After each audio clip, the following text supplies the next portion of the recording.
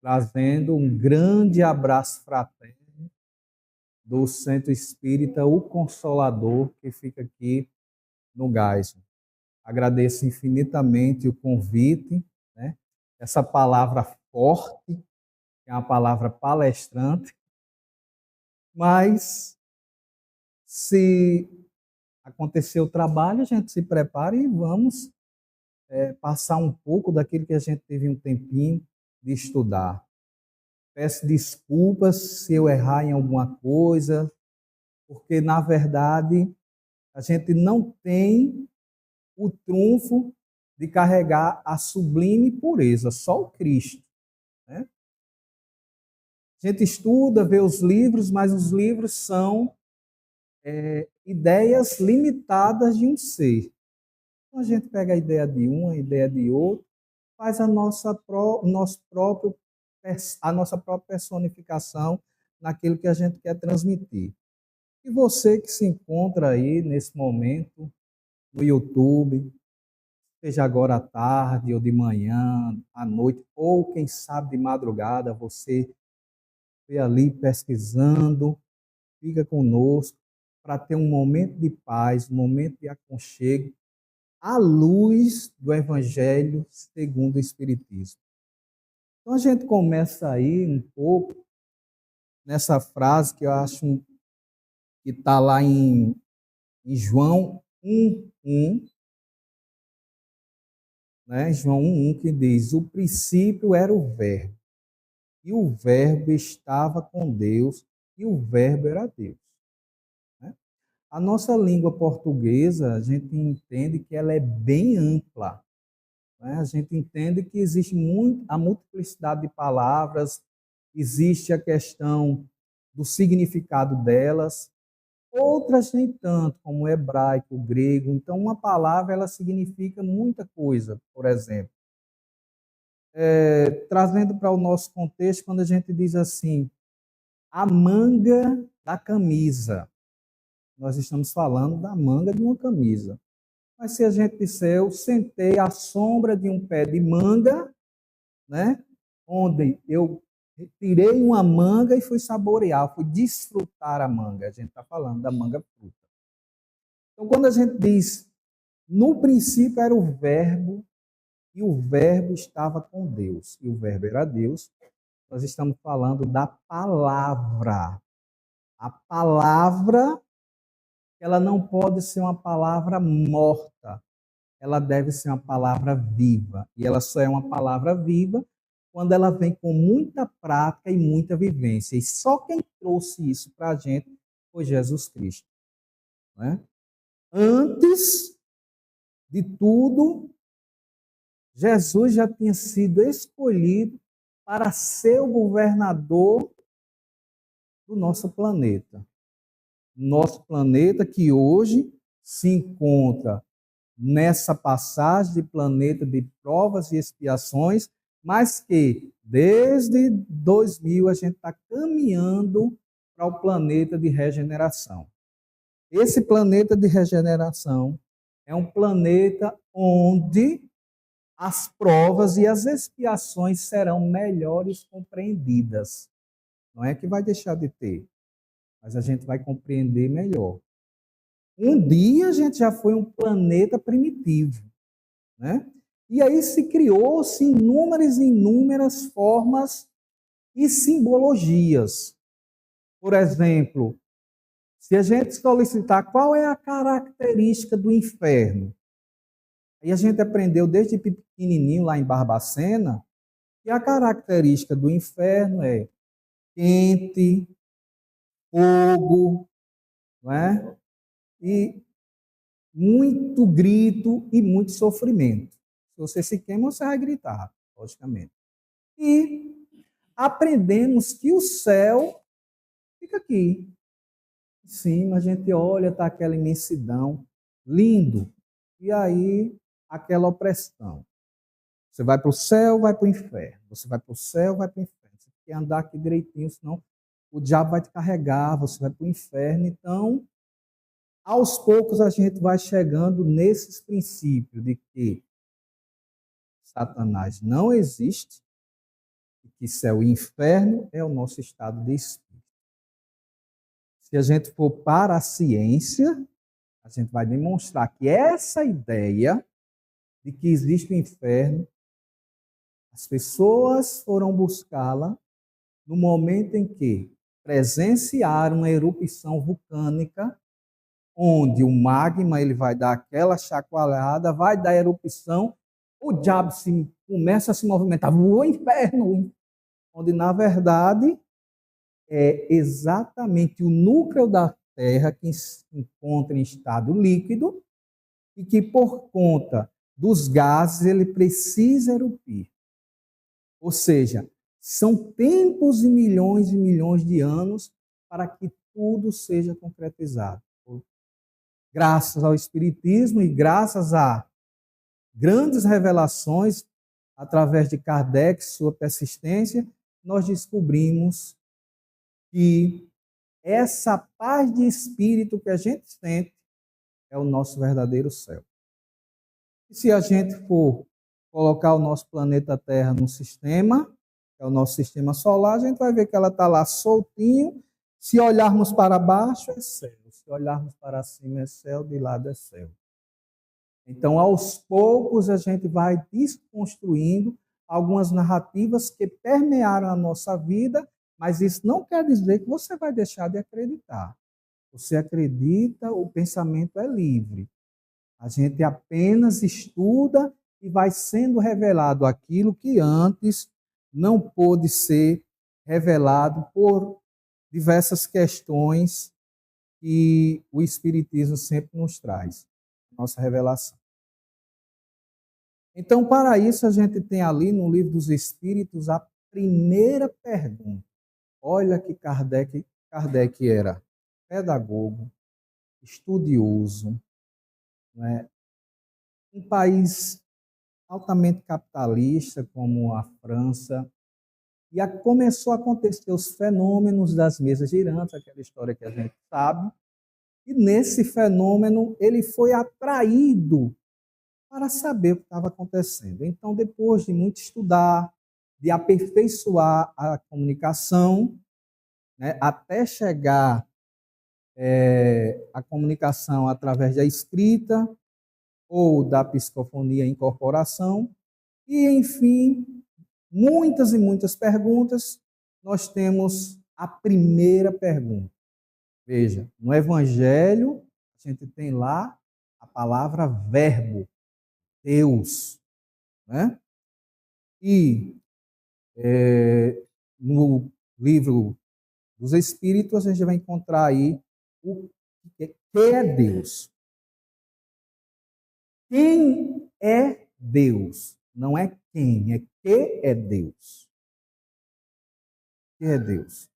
A inteligência suprema, causa primária de todas as coisas. Então, Deus produz o mal? Não.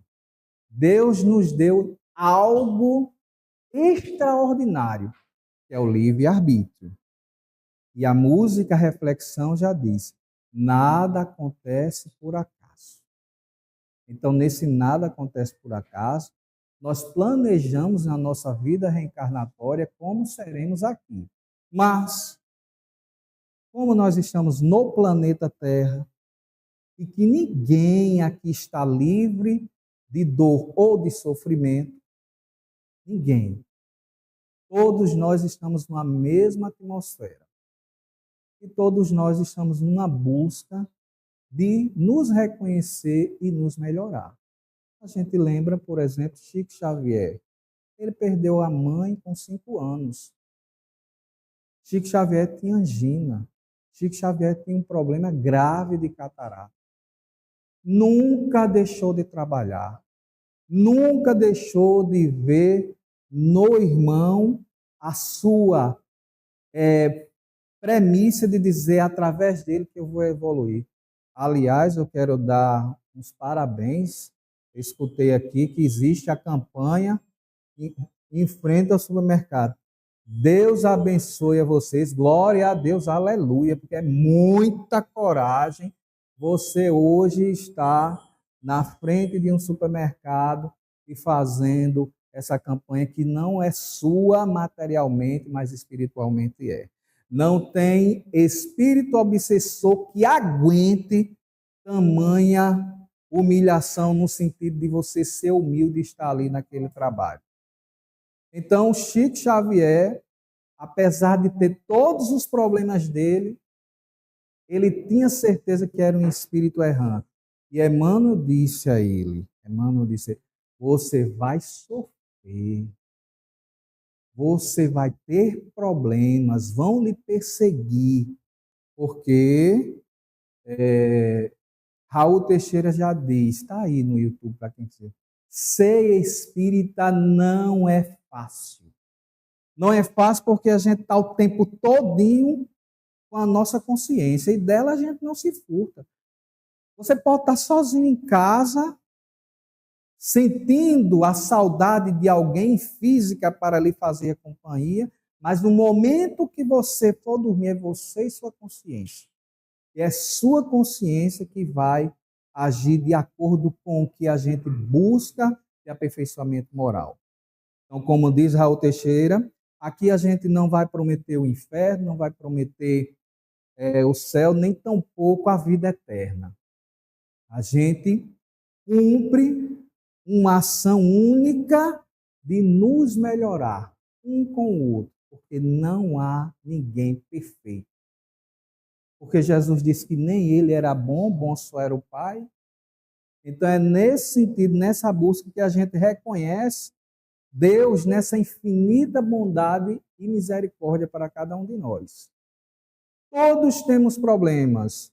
Nós temos o nosso livre-arbítrio, como eu falei anteriormente, para que a gente busque essa conquista diária à luz do Evangelho segundo o Espiritismo. Sem ter medo de ir para o inferno. Por quê? De acordo com os estudos realizados por Vicente Celestino em várias obras, uma delas é a Analisando as Traduções Bíblicas, se a gente acreditar num demônio, num Satanás, a gente deixa de acreditar naquela lei que a gente vai falar já já, de Moisés, onde ele veio mostrar ao mundo o monoteísmo, Deus único. Então não existe o Deus do mal, o Deus do bem, só existe um Deus. Agora a gente é quem vai decidir de quem a gente vai querer seguir. Se são as diretrizes do Pai Celestial ou as nossas más inclinações e más tendências, que muitas vezes é confortável. Todos temos problemas, eu tenho meus problemas, eu não sou santo, que às vezes se parece ser, mas a gente está em busca. A gente está em busca dessa transformação linda que Jesus nos fornece.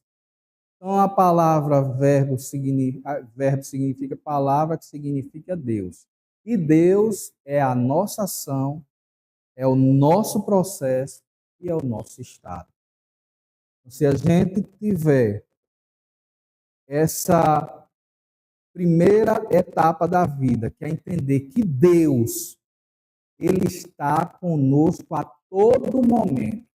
Naquele momento que você olha para frente, para cima, para os lados e não vê saída, você não tem a quem pedir o seu socorro, peça a Deus que Ele está ali observando. Só que Deus vai colocar aqui nos nossos ombros apenas aquilo que a gente suporta.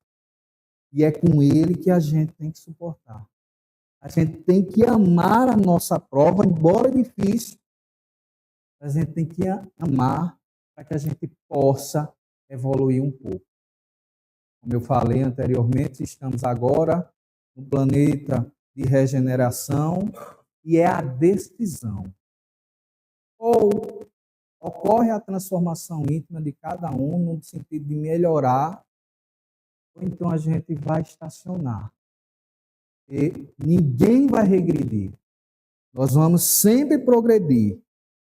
Mas quem não quiser passar de etapa, vai estacionar e vai aprender com o próprio sofrimento. E não é um sofrimento eterno. Sofrimento são as agonias que a gente passa diariamente. Então, é aceitar o processo como algo que vai transformar a nossa vida para melhor. E aceitar o seu estado. Ah, José Nilton, mas o mundo está muito violento. São muitas guerras, muitas separações, muitos assassinatos, coisas que não tem como a gente colocar debaixo do tapete, nós estamos vendo. Porém, a gente tem que lembrar do que Divaldo sempre disse. O mal é barulhento.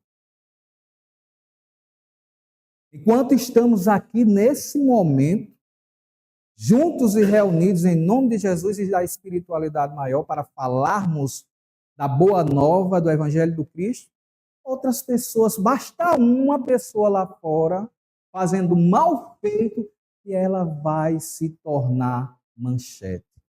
Ela vai ter muito mais visualizações do que nós aqui nesse momento nós estamos pregando. Então, só quem nos dá essa certeza é a fé na imortalidade da alma e também na comunicabilidade dos espíritos.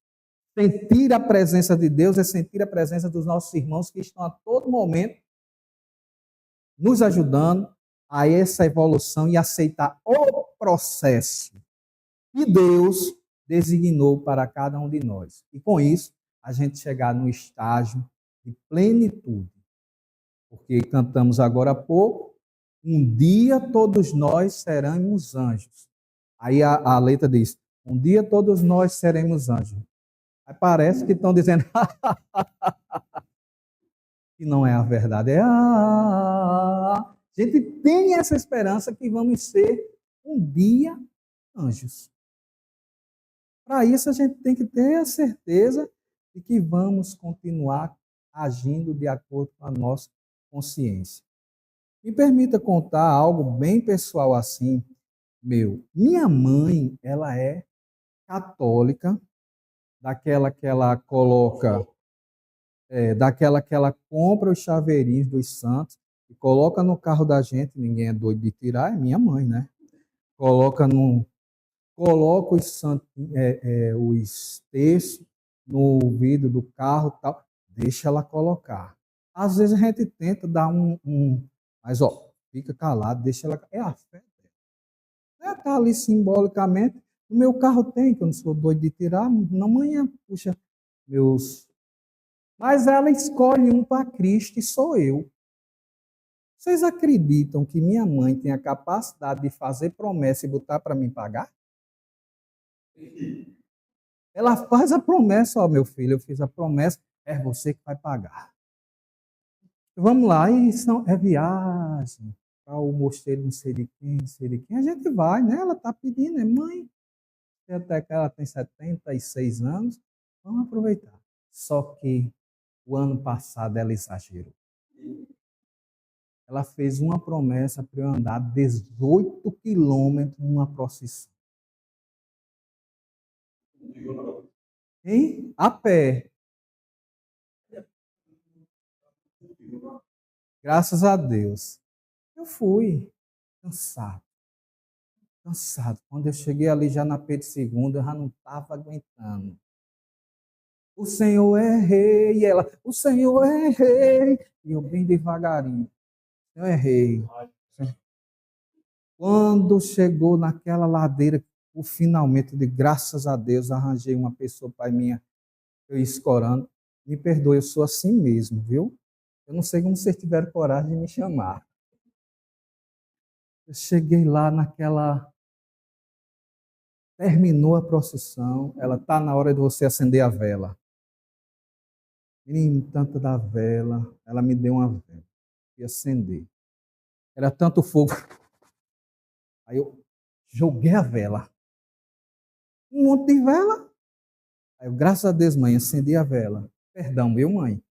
Acendi a... Ei, sua vela caiu. Ela viu que a vela tinha caído. Ela foi lá, acendeu a vela. Quando ela colocou a vela em pé, ela se queimou. Ela, eita, me queimei. Não valeu de nada, viu? No próximo ano você vem de novo. Então, são sacrifícios São sacrifícios que, quanto mais a gente se aprofunda no Evangelho, a gente vai percebendo que são sacrifícios de tolo para a gente que busca ter o conhecimento. Mas para as pessoas que acreditam, é tudo. E por isso a gente tem que respeitar. Por isso a gente tem que respeitar o patamar de inteligência ou de sensibilidade de cada ser humano. Certo?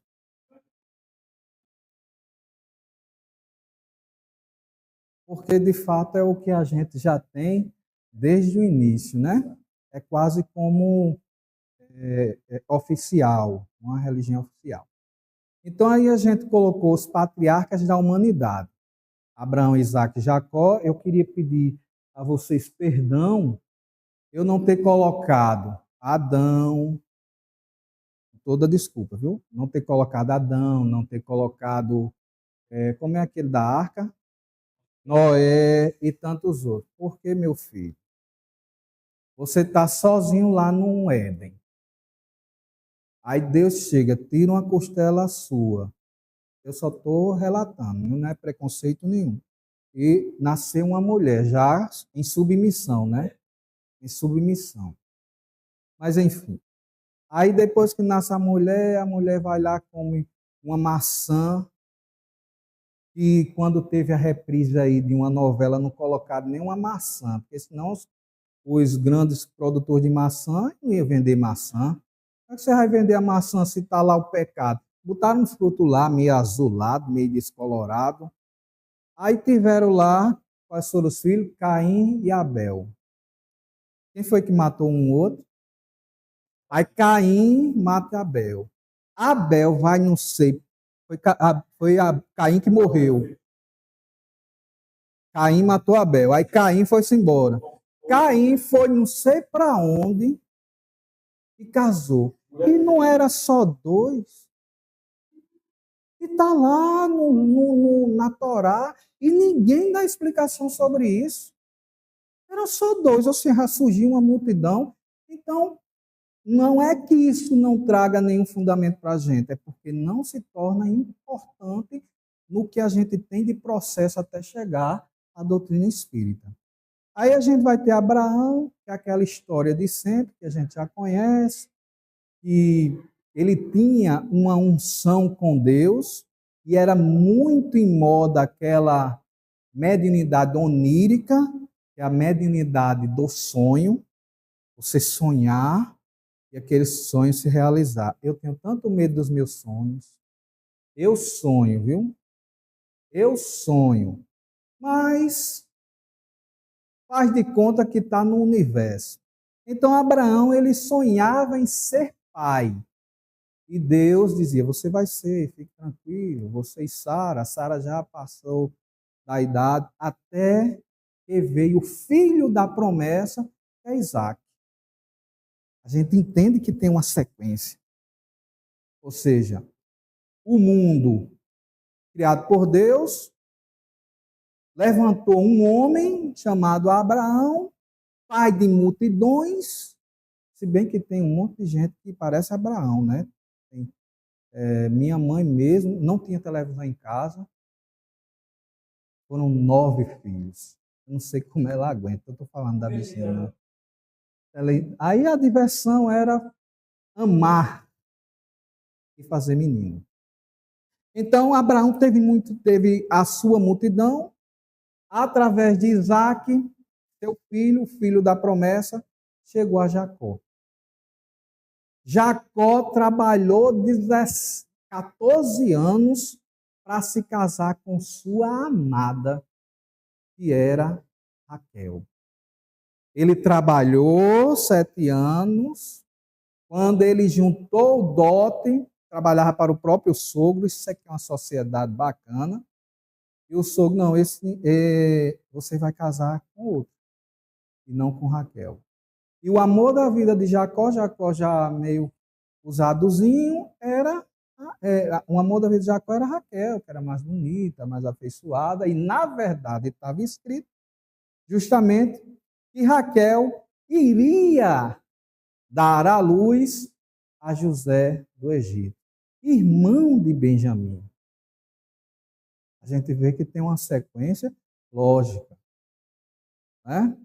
Então, José, para a época, um espírito evoluído, um espírito honesto, trabalhador, estudioso, e por ser fruto do amor entre Raquel e Jacó, era o filho preferido, era o filho predileto. Então, José aprendeu a ler, aprendeu a calcular, aprendeu a administrar partes das questões do povoado, das tendas do pai, como a gente sabe. Então, desde pequeno a gente já sabe dessa história. Ele foi vendido como escravo pelos seus próprios irmãos, né? Por inveja. Porque desde aquela época que existem as tramas, as tramóias e as trapassagens, né? Então, nesse sentido, a gente vê que houve uma tramóia para tirar José do meio. Mas José era neto de Isaac. Isaac, o filho da promessa. Então José foi vendido, foi para o Egito, a sua inteligência levou até a casa de Potifar, ele se transformou em administrador da casa de Potifar, mas aí, como a gente vive no plano de provas e expiações, lá vem a prova em cima de José, que foi justamente a esposa de Potifar, que tinha interesses sexuais em José, por ser novo, viril, forte, inteligente, mas ele não cedeu às suas más inclinações. Todos nós temos mais inclinações. Apenas a gente aprendeu a domar e aprendeu a viver. E ninguém manda na vida de ninguém. Agora a gente tem que aprender a ter os limites, não procurar não fazer nada errado, procurar entender o que é entender, não ser certo e errado, entender o que é certo e vacilar o mínimo possível. Por exemplo, aqui é uma escolha que nós tivemos. Nós tivemos essa escolha de estarmos aqui para estudarmos o Evangelho de Jesus Cristo. Outras pessoas estão se divertindo de uma outra forma. Talvez com drogas lícitas, com bebidas. Isso é a visão de mundo dele. A nossa visão é outra. Também isso não nos torna melhor do que ninguém. Apenas compreendemos que viver dessa forma é melhor e mais saudável.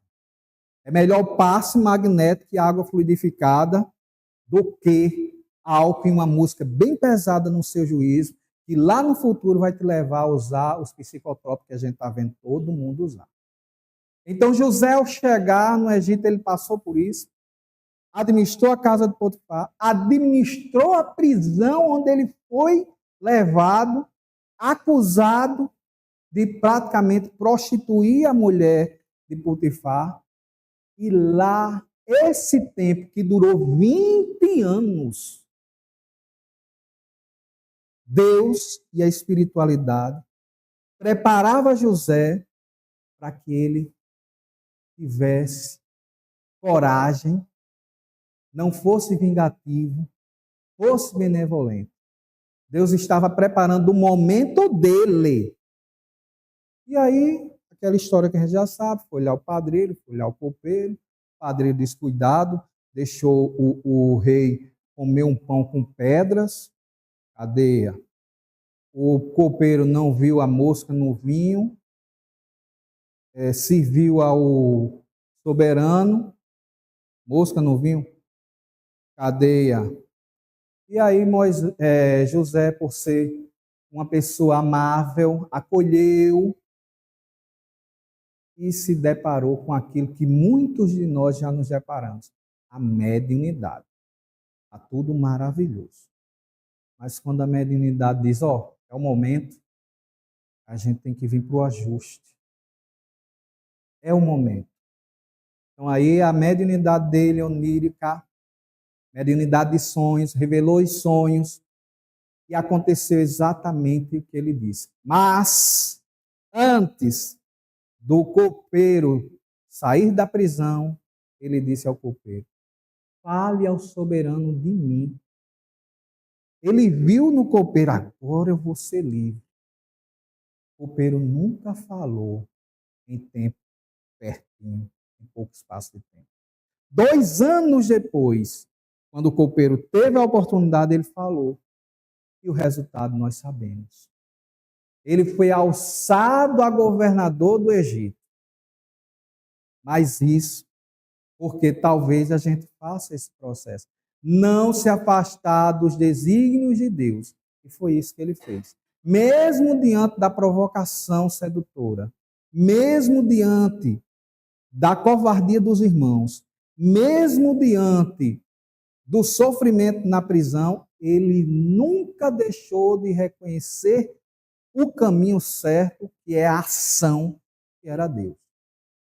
E por isso, a gente chegou nesse, ele chegou no patamar de governador, porém, nada acontece por acaso.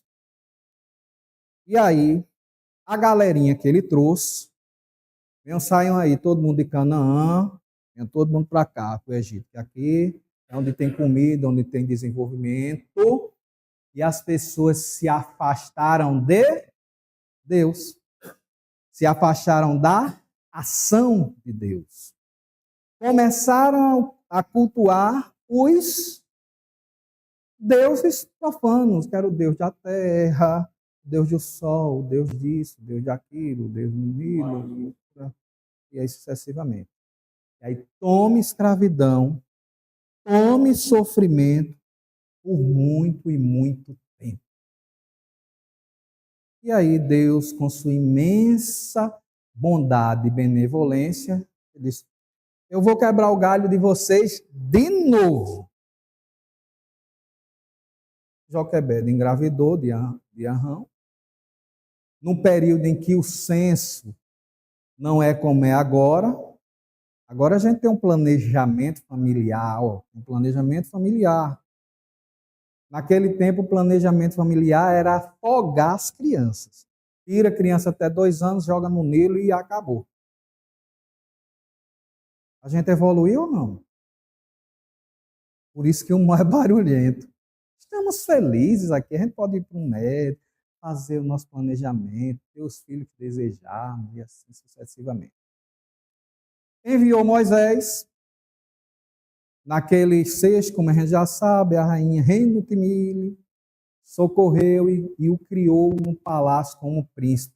Quando eu era pequeno, eu dizia: rapaz, que moral é essa que Moisés tem com esse monarca? Porque eles foram criados juntos, como irmãos. E aí ele não aguentou a opressão em cima de quem era sangue dos hebreus. Infelizmente chegou a assassinar um oficial, foi para o deserto. Ele era um guerreiro, ele não saiu aleatório, não. Ele era um bom guerreiro. Ele sabia exatamente onde ele estava no deserto, para onde ele ia. Chegou até Midian e lá encontrou Jetro e 7 filhas. Aí eles montaram aquele network, aquele marketing.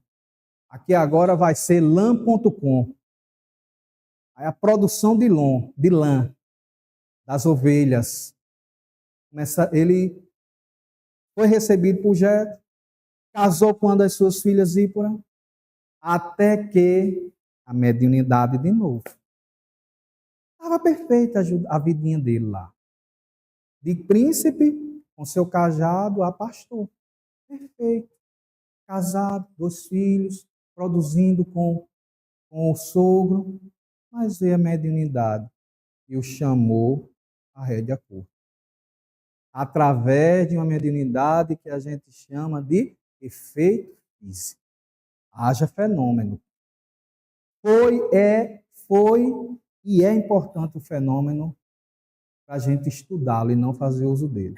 Então, a sarça que arde e não se consome, a espiritualidade falando com ele, que a gente chama de espiritualidade, mas a tradição diz que foi Deus, orientando ele a voltar e tirar o seu povo daquela escravidão, onde, na verdade, o principal efeito de Moisés era mostrar ao seu povo que já havia esquecido o Deus de Abraão, Isaque e Jacó, mostrar a eles que só existe um único Deus, que é o que a gente viu, a causa primária de todas as coisas.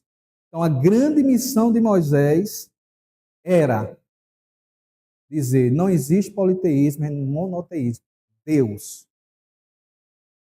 E ele vai nos ajudar a sair da escravidão. Então vem aquela história que a gente sabe, das pragas, que o Espiritismo nos diz que ele previu, como José previu os sonhos das 7 vacas magras, das espigas mirradas. Então Moisés ele previa o que iria acontecer, né? Até que ele foi responsabilizado por estar enviando aquelas pragas e, evidentemente, foi libertado. Mas o povo muito arredio, o povo que tinha muito costume de ser maltratado, achibatadas, estranhou a liberdade. Quem já teve a oportunidade de assistir aqui um filme ou ler o livro O Conde de Monte Cristo, ele passou tanto tempo na prisão, dormindo no chão duro, que quando ele saiu, ele não conseguia dormir no conforto. Então, grosseiramente falando, foi o que aconteceu com o povo hebreu. Quando ele chegou no exército, tudo no deserto, todos os livros eles estranharam. E começaram a blasfemar, começaram a julgar, e Moisés, vamos criar aqui a lei. Moisés era cheio de solução. Olho por olho, dente por dente, isso não pode, aquilo não pode, não sei o quê. E isso se arrastou até a gente chegar aqui, em Jesus.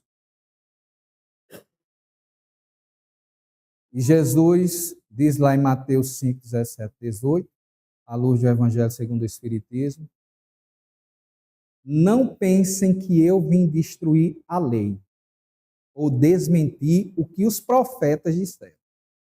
Não vim destruí-los, mas vim para dar cumprimento às leis de Deus. Em verdade, eu digo a vocês que o céu e a terra não passarão, antes que tudo que está na lei seja totalmente cumprido. Ou cumpre a palavra, ou cumpre os desígnios de Deus, ou a gente não vai sair da prisão que a gente se encontra temporariamente, que é no planeta de provas e expiações. Então, Jesus não era cristão, cristãos somos nós, ele era judeu, certo? Porém, desde que antes do planeta ser formado, ele já tinha dito que seria o rei do planeta. E isso nos leva a essa percepção de que é uma sequência pura e simples evangélica. Ou a gente acredita nas escrituras sagradas para trazer elas para o nosso convívio, ou não vamos nos colocar naquela prece ou naquela oração apenas de boca. A gente tem que ter essa vivência sempre. Então, por isso, ele não disse nada ao contrário do que estava na Torá, mas ele resumiu todo o decálogo escrito naquela pedrinha através da mediunidade de Moisés, os profetas, Elias, etc., na lei do amor. Quanto é importante estarmos aqui. Venham todos, nos assistem, vamos divulgar. É muito importante. Mas antes de qualquer templo, o mais importante é a gente amar. E amar, a gente ama através dos nossos atos, ou até de um sorriso, de uma postura.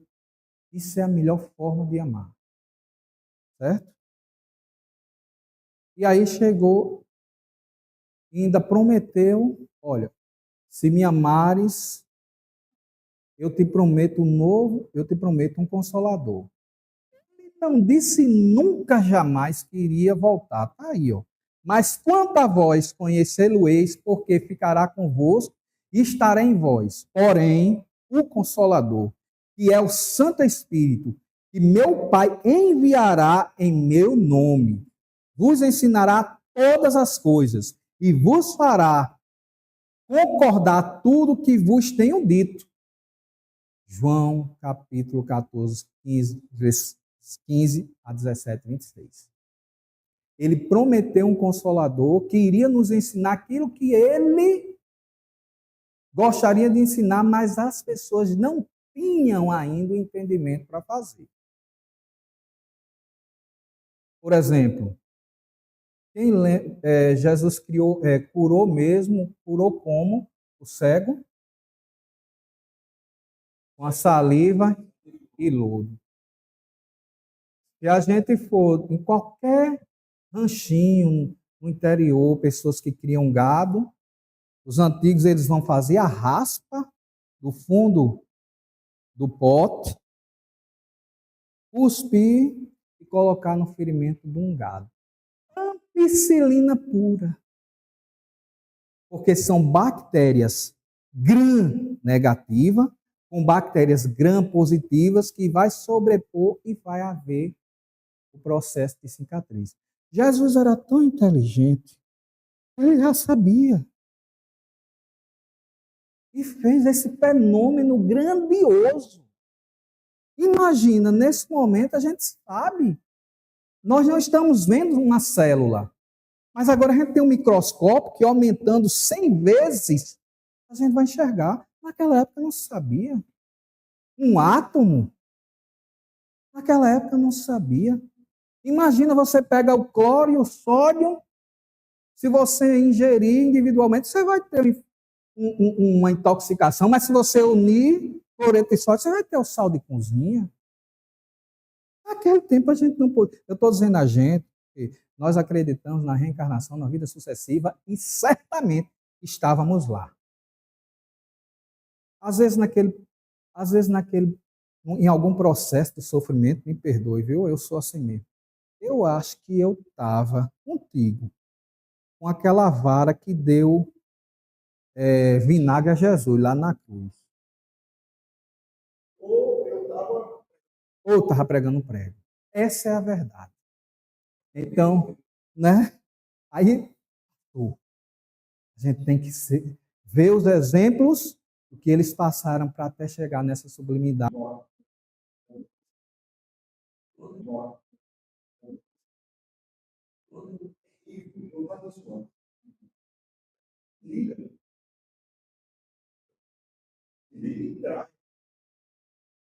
Então, nesse contexto, a gente tem que refletir o que é fé, o que é fenômeno. O que é que você quer?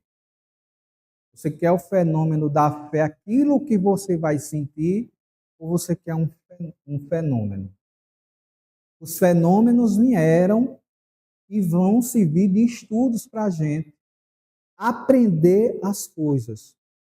Por exemplo, quem teve a oportunidade, tenham de assistir o filme O Predestinado, que fala de um médium mineiro que incorporava o espírito de Dr. Fritz, e Dr. Fritz foi um médico alemão, e por estar ainda na eletrosfera da Terra, muito arraigado à Terra, utilizava uma pessoa grosseira para minimizar a sua evolução. Com isso, naquela época não existia médicos como existe hoje. Hoje a gente tem uma disponibilidade de médico, de medicina, né? Naquela época não. Então, essa função de fenômeno era justamente para salvar a vida de muitos, mas tudo haveria um encontro, fenômeno.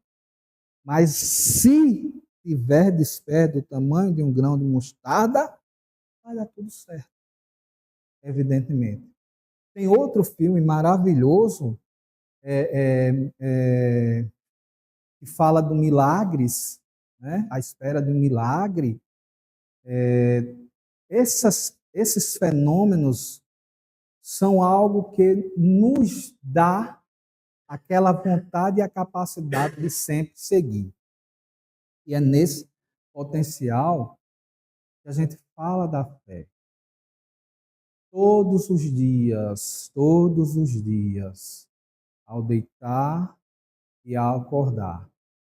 Não é obrigado a gente multiplicidade de palavras. Porque os antigos, por exemplo, em literaturas de fenômenos dos espíritos, a gente encontra lá, né, os pretos velhos, e a prece dele era, levantava o chapéu e dizia, Deus, eu estou aqui. É a gente reconhecer Deus como essa figura e luz paterna que nos ama a todos. Então, é como o filme Milagres no Paraíso. Uma criança que tinha um problema no intestino, questão de imobilidade peristáltica, não tinha cura, ela fez um longo tratamento com um especialista, foi desenganada, voltou para casa, só estou contando um esboço, viu? E brincando numa árvore em casa, ela caiu, bateu a cabeça, desacordou, que a gente sabe, ela entrou em letargia, teve um encontro no mundo espiritual que eles chamam de Deus, mundo espiritual, e quando ressuscitou, já chegou no hospital rindo e nunca mais teve problemas. A fé é a fé, é o fenômeno. Então, eu gostaria imensamente de agradecer a vocês pela paciência, pela compreensão de estarmos aqui juntos. Peço desculpas se eu não consegui falar algo que eu gostaria de falar, mas é a minha visão de mundo, serve também de incentivo para a gente estudar o Espiritismo à luz da Bíblia, está tudo explicado. É tão bom entender como aconteceram os fenômenos. E por isso, pedimos a Jesus, nosso mestre amado e querido, que nos abençoe hoje e sempre. Muito obrigado. Estou aqui para fazer aquela propaganda, tá? Esse é meu livro, O Menino que Sabia Voar. Ele está sendo vendido em prol da reforma do Caminho da Paz, né? A gente fez um orçamento para saber quanto é que a gente precisaria, né, para fazer uma reforma geral aqui, e não é barato, né? Deu mais de 10 mil reais, e a gente está fazendo essa força de arrecadação. Então, gente, não é porque é meu livro, não, mas é lindo, tá? Até uns 10, 11 anos, é um livro que dá para vocês presentearem alguém. E uma dica que eu fiz essa semana e funcionou muito bem. Falei com pessoas que eu sei que são simpatizantes do Espiritismo, falei pelo WhatsApp, diretamente com as pessoas, expliquei, porque às vezes a gente manda o bannerzinho que a gente fez e as pessoas não têm tempo de ler e deixa passar, né? Então, essa semana a gente conseguiu vender 12 livros. Nessa história de falar com a pessoa, meu Deus, que legal! A gente conseguiu vender até para fora da Paraíba. As pessoas, quando sabem que é para ajudar o Centro Espírita, elas sabendo que vão comprar algo que elas vão se beneficiar para presentear alguém ou para seus filhos, netos, e que também vão ajudar, elas participam. Então, eu peço que vocês falem diretamente com as pessoas que vocês conhecem, né? Não mandem só o banner, fale com carinho, aquele jeitinho, se vocês pudessem ajudar, tal, né? Faz a propaganda do livro lá e eu tenho certeza que vocês vão conseguir fazer essas vendas e vão ajudar muito, né? Ajudar muito, porque a gente está naquele trabalho de formiguinha para ver se a gente consegue fazer o caminho da paz, né? As manutenções e a reforma, tá bom? Obrigada.